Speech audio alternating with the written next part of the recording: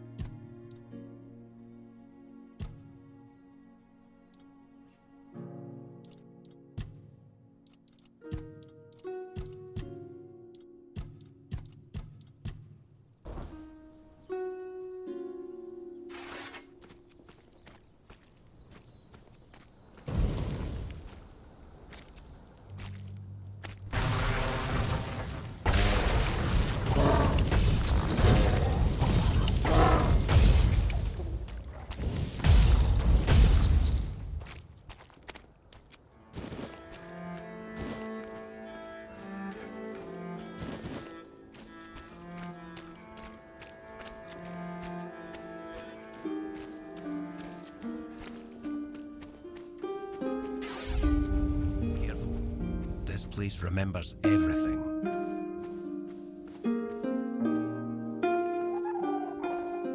What can I do for you?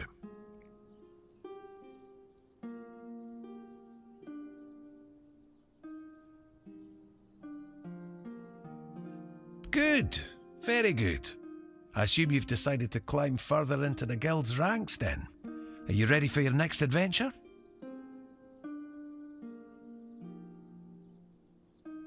It's unrelated to your task, but since you're curious, this is the statue of the Morning Harpist, built in the memory of the twin sisters from the court of Sagramore, the former ruler of Connacht and its lands. Legend has it that one sister killed the other out of jealousy for her talent. They also say that if you camp here at night, you might hear the wailing of the betrayed sister. But with the weirdness so thick, who'd camp here at night? The inn at Connacht is far more welcoming. That's all I know, but if you ever come across the remnants of the royal geographers, they might be able to tell you more. I'd like you to find Calum and bring me his research. He's a former guild member and a cruel man. He took the idea of life as a form of energy a little too much to heart, and it's made him potentially dangerous. We expelled him and cut him off from our resources, but, as you might guess, that didn't slow him down for long. We don't know the details, but I doubt it's anything good, or humane. From what I hear, he's gone completely mad and started experimenting on humans. He always claimed it's the only way to unlock the spark of life, but practicing necromancy is, of course, strictly forbidden by the guild. Personally, I'd like to treat him the way he treats his test subjects. That's just my own view on the matter. The guild only wants information on what he's doing. It'd be best if you didn't get yourself killed while gathering it. The owls are hooting that he's holed up in some hut at the swamps. But knowing that lunatic, he won't be doing his experiments anywhere out in the open.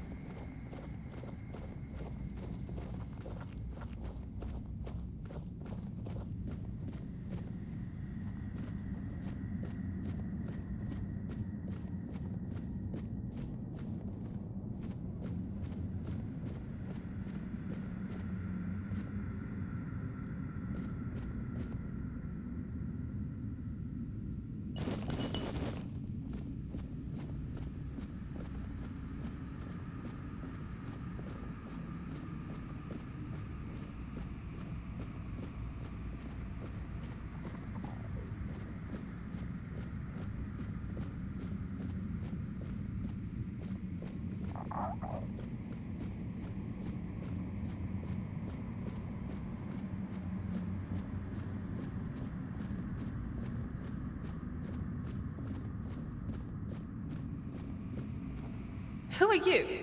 Are you here to steal my riches? They're mine. I earned them as the favored entertainer of Segramor's court. Oh, but maybe you are one of the courtiers. Did you have fun plotting my demise? Lies. Why would you come here if not to gloat over my misery? Well, this time I will have the last laugh as you join me here forever.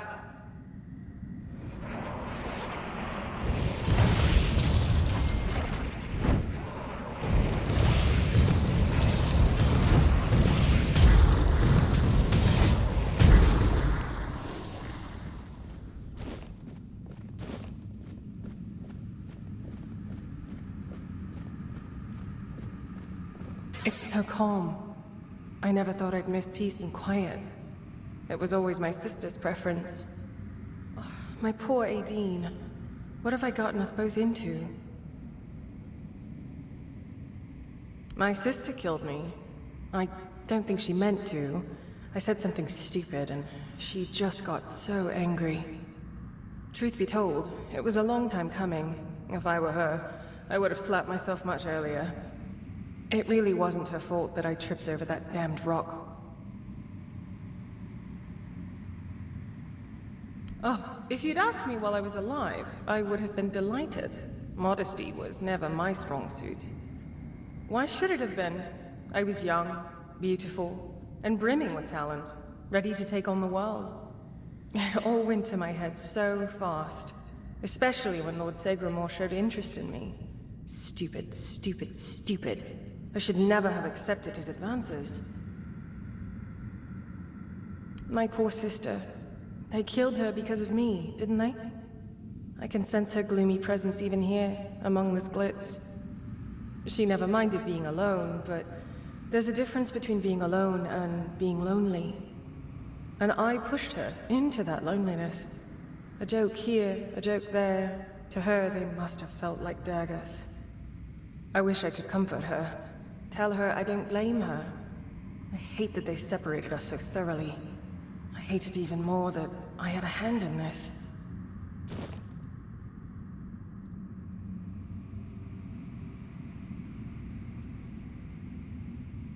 I'd love that. I'm so tired of being on my own. Despite all those times I wish she'd just leave me alone. Now I find myself missing her terribly. Thank you, kind stranger. I'm not sure what I can offer in return, but maybe you'll find something of value in this clutter. I'm sure she does. Aideen has always been so dramatic. But her anger ebbs and flows, and we have an eternity to work on mutual forgiveness.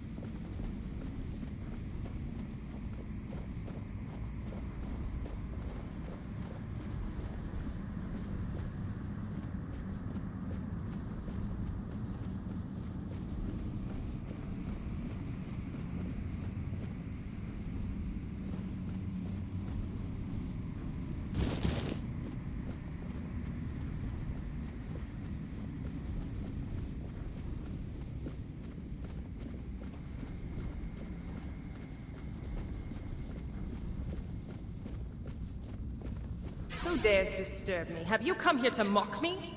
To spit on my grave? I don't believe you. No one ever comes here with good intentions. My grave was spat on and pissed on. It's been desecrated in every possible way. Nothing ever changes in this wretched world. I've had enough. I suffered enough humiliation when I was alive. I will not stand for it in death.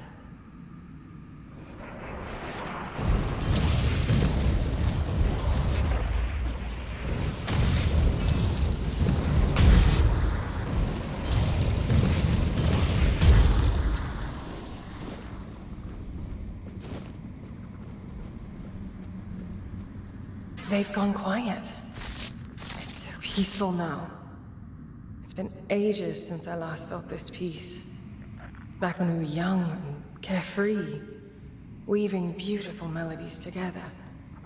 Oh, my sweet sister, what have I done to you?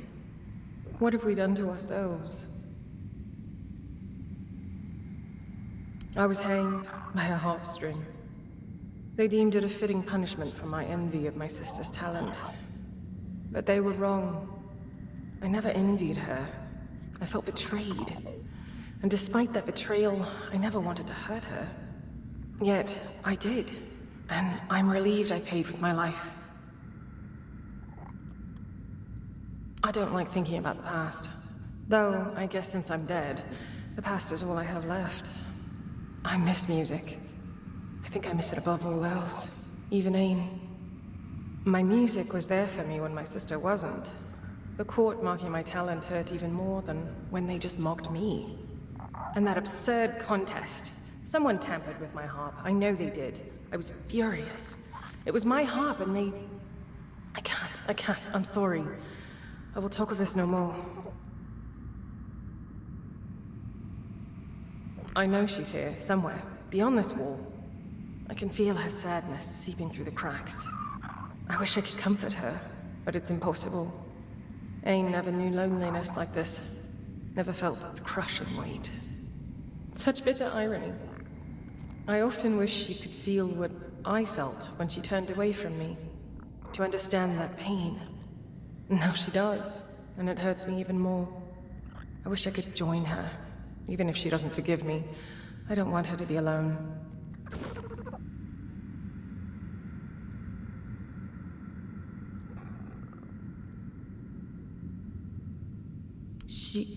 She did? Does that mean she forgives me? Or is she planning to destroy me once we're together in the grave? Regardless, if this is the end of our torment, I'm grateful. Thank you, kind stranger, for helping us both. Just, please, don't place us in this chamber. It's tainted with my sorrow. I'd rather not linger here for eternity.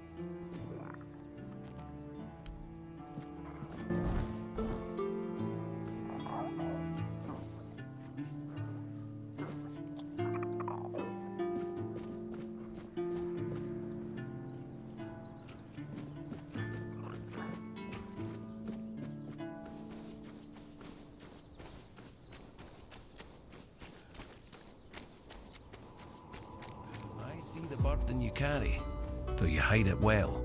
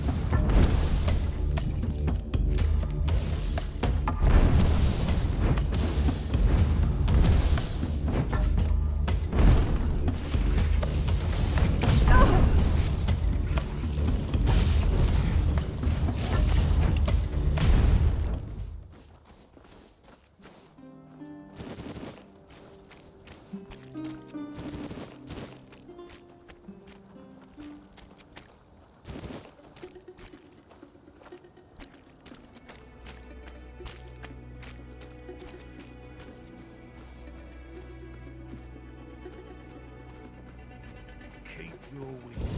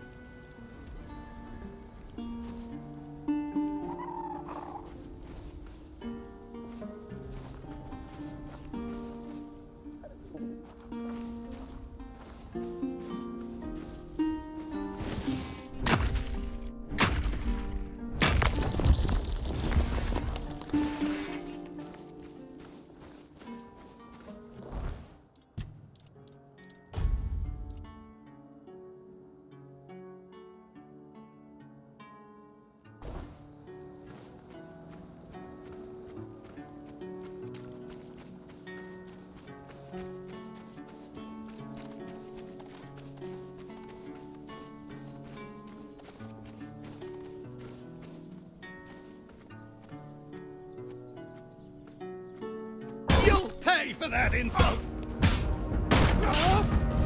I'll teach you to respect.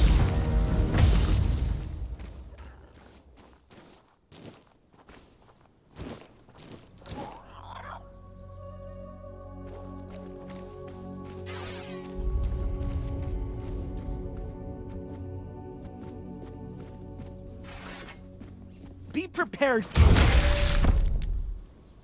What's your back? I'm not beaten yet.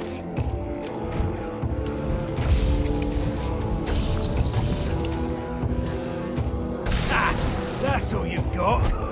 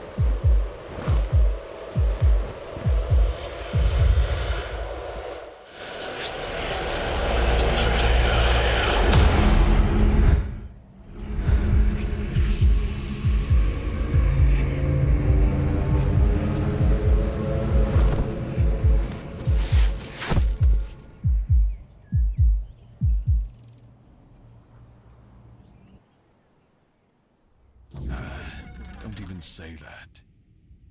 Someone comes, lights them in here, and then dies on our watch? People would be at my door with pitchforks.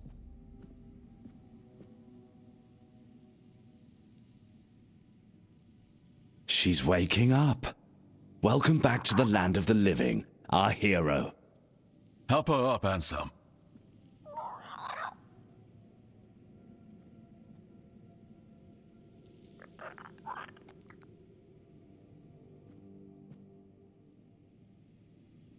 Welcome to my home. Quite a scene unfolded at the Menhir, with you at the heart of it. I can't decide if I'm more delighted or surprised. What was it that made the Menhir react to you?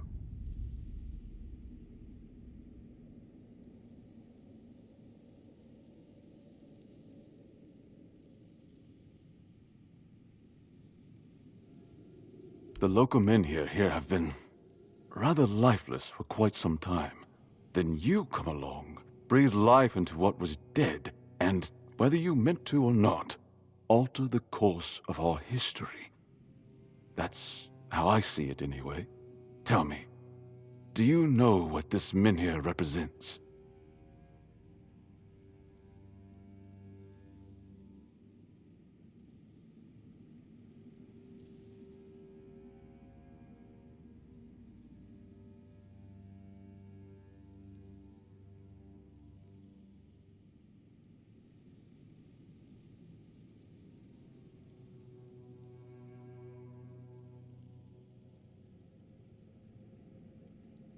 Is that so?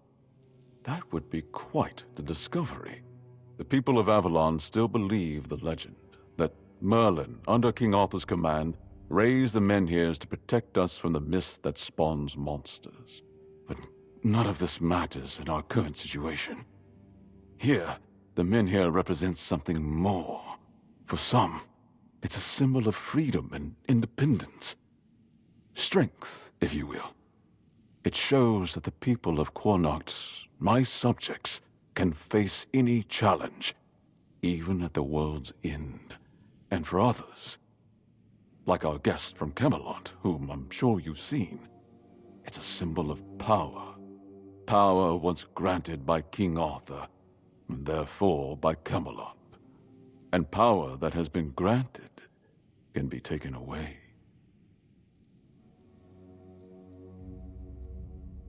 Officially, they say they want to gather all the Menhirs scattered across Avalon, set them around Camelot, and bring people there to ensure their safety.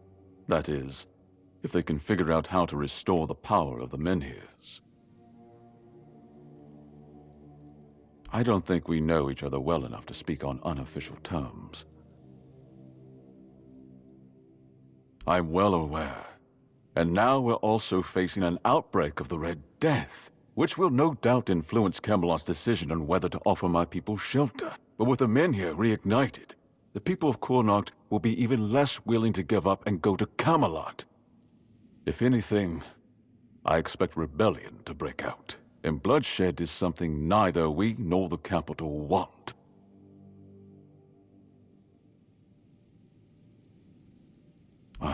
I don't know, to be honest. It's not something I could admit publicly, but I feel both sides have a point. I understand the people who don't want to abandon their homeland, and I understand the knights, who must face a long-lost terror and find a solution to an impossible problem. Believe me, being a lord in times like these is a heavy burden.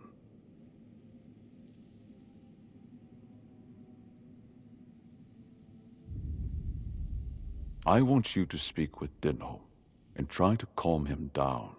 He's the commander of Camelot's forces stationed in Quarnoct, and as you probably imagine, your presence here didn't exactly make his job easier. With the Menhir active again, everything could change.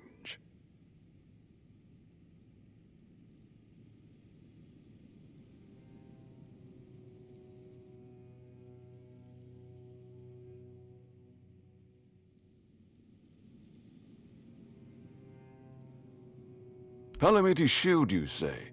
An unusual request. That shield rests beneath the Menhir. And legend has it that it used to fuel its power for centuries.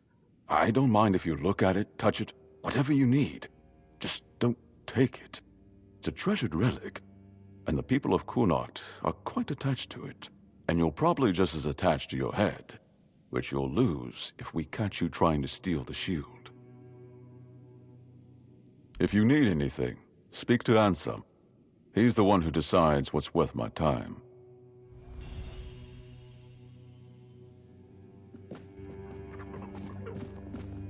I should stay out of trouble.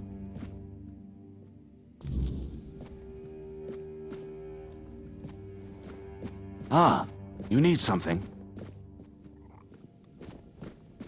Ah, a new face. I am Anselm, Major Domo to Lord Yvain. Any business to be done in Connacht usually passes through my hands first. From managing the court's affairs to ensuring Connacht doesn't collapse under its own weight, it's my duty to keep things running smoothly. Not an easy task, given the times. And you? What brings you here? Wandering so close to the heart of Connacht's business. You don't strike me as the idle type.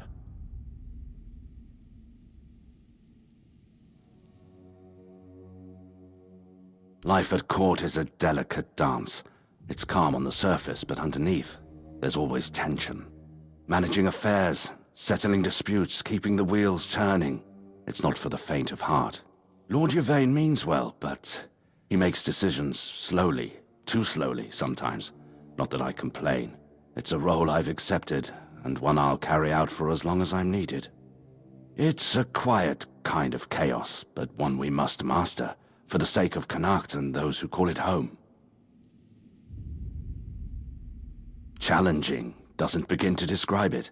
The court is the heart of Connacht, and if it falters, the rest follows. That's a heavy weight to bear. But if I'm honest, it's the plague that keeps me awake at night. I've seen what it does, how it spreads, how it steals lives without mercy. I lost my family to it. The only reason I'm still here is because I was locked away at court while they were quarantined. Since then, protecting this place, keeping it safe, has been more than a duty. It's been everything. Until next time, let's hope you bring good news.